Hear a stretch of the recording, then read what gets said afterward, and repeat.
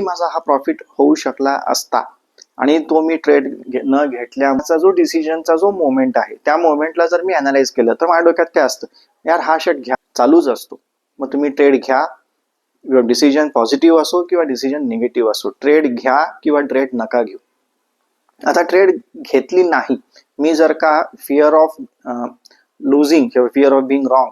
याला बघतोय किंवा मी जर ट्रेड घेतली नाही तर मी लॉस करेन किंवा प्रॉफिट करणार नाही, माझ्या सेटअप प्रमाणे हे जे स्ट्रक्चर बनायला हवंय, काही असेल तुमचा ट्रेंड लाईनचा ब्रेकआउट असेल किंवा